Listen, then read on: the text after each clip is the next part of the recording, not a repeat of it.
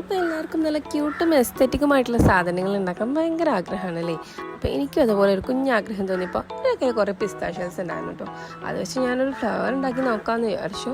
അപ്പോൾ നമ്മൾ ആദ്യം ഒരു ഡേസി ഫ്ലവറിൻ്റെ ടൈപ്പ് ഒരു ഫ്ലവർ ഉണ്ടാക്കിയിട്ടുണ്ടായിരുന്നു. ഇപ്പോൾ ഞാൻ ഉണ്ടാക്കാൻ പോകുന്ന ഫ്ലവർ ഏതാണെന്നല്ലേ, ഇപ്പോൾ ഞാൻ ഉണ്ടാക്കാൻ പോകുന്നത് ഒരു ട്യൂലിപ്സ് ഫ്ലവറാണ് കേട്ടോ.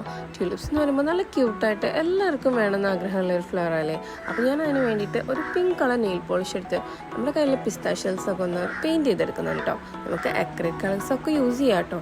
ഞാനിവിടെ എൻ്റെ കയ്യിലുണ്ടായിരുന്ന ഒരു ക്യൂട്ടായിട്ടുള്ള ഒരു പിങ്ക് ഷെയ്ഡ് വെച്ചുള്ള നെയിൽ പോളിഷാണ് യൂസ് ചെയ്തിട്ടുള്ളത്.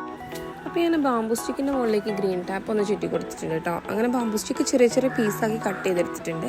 അതിന് മുകളിലേക്ക് കുറച്ച് ഗ്ലൂ അപ്ലൈ ചെയ്തിട്ട് ഈ നമ്മുടെ പിസ്താഷ്യൽസ് ഉണ്ടല്ലോ അത് ക്രോസ് ആയിട്ട് ഈ അടഞ്ഞിരിക്കുന്ന പോലെ ഒട്ടിക്കുക കേട്ടോ. അത് കഴിഞ്ഞിട്ട് നമ്മൾ ഈ ഓപ്പണിങ് വരുന്ന സ്ഥലത്തും പിസ്താഷ്യൽസ് ഒട്ടിച്ച് കൊടുക്കുക. അപ്പോൾ 4 പിസ്താഷ്യൽസാണ് ഒരു ഫ്ലവർ ഉണ്ടാക്കാൻ വേണ്ടത്. അപ്പോൾ ഇതുപോലെ ഞാൻ എൻ്റെ കയ്യിലുള്ള എല്ലാ പിസ്താഷ്യൽസും ഒന്ന് ട്യൂലിപ്സ് ഫ്ലവർ ആക്കി മാറ്റിയിട്ടുണ്ട്. ഇനി നമുക്ക് ഇതിലേക്ക് കുറച്ച് ലീവ്സും കൂടി ആഡ് ചെയ്ത് കൊടുക്കാം. ഞാനിവിടെ ക്രേപ്പ് പേപ്പർ യൂസ് ചെയ്തിട്ടാണ് ലീഫ് ഉണ്ടാക്കുന്നത്. ക്രേപ്പ് പേപ്പർ നമ്മളൊരു ട്യൂലിപ്സ് ലീവ്സിൻ്റെ ഷേപ്പിൽ കട്ട് ചെയ്തെടുക്കുക. അതുപോലെ കട്ട് ചെയ്തിട്ടുണ്ട്. എന്നിട്ട് നമ്മൾ കത്രിക യൂസ് ചെയ്തിട്ടൊന്ന് ഇങ്ങനെ വലിച്ചു കൊടുക്കുന്ന സമയത്ത് ഇതൊന്ന് ബെൻഡായി വരും. അപ്പോൾ നമ്മൾ എല്ലാ ലീഫും ഇതുപോലെ ബെൻഡ് ചെയ്തെടുത്തിട്ട് കുറച്ച് ലീവ്സ് നമ്മൾ ഈ 4 ലീവ്സാണ് എടുത്തുള്ളത്. അത് നമ്മൾ ഫ്ലവറിലേക്ക് ഒട്ടിച്ചു കൊടുക്കാം. ഇനി നമുക്ക് അതിനൊന്നും കൂടി ഫിനിഷ് ചെയ്യാൻ വേണ്ടിയിട്ട് ഒന്നുകൂടി പെയിൻറ്റ് ചെയ്തെടുക്കാം കേട്ടോ. ലാസ്റ്റ് പെയിൻറ്റിങ് നമ്മൾ ഭംഗിയായിരിക്കും. ഇനി ഞാനിതൊരു ഫ്ലവർ വേസ് അല്ല, നമ്മളൊരു ബൊക്കെ ആക്കിയിട്ടാണ് എടുക്കാൻ പോകുന്നത് കേട്ടോ. അപ്പോൾ അതിന് വേണ്ടി ട്രാൻസ്പെറൻറ്റ് ഷീറ്റ് പേപ്പർ എടുത്തിട്ടുണ്ട്. അത് ഒന്ന് ഫോൾഡ് ചെയ്തിട്ട് ഈ വീഡിയോയിൽ കാണുന്ന രീതിയിൽ ചെയ്ത് കൊടുക്കുകയാണ്. എന്നിട്ട് അതിൻ്റെ അടിയിൽ റബ്ബർ ബാൻഡ് ഇട്ട് കൊടുക്കുകയാണ് കേട്ടോ.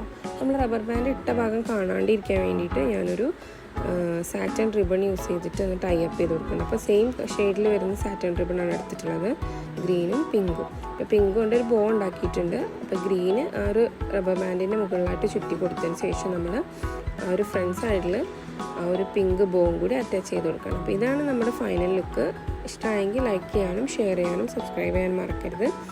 ക്യൂട്ടായിട്ടുള്ള ഒരു ഐറ്റംസൊക്കെ കാണുമ്പോൾ നല്ല ഭംഗിയല്ലേ. അപ്പോൾ അത്രയ്ക്കുള്ളൂ ഇന്നത്തെ വീഡിയോ. ഇഷ്ടമായാൽ തീർച്ചയായിട്ടും സബ്സ്ക്രൈബ് ചെയ്യാൻ മറക്കരുത്, ലൈക്ക് ചെയ്യാനും കമൻറ്റ് ചെയ്യാനും മറക്കരുത്. Bye, thanks for watching.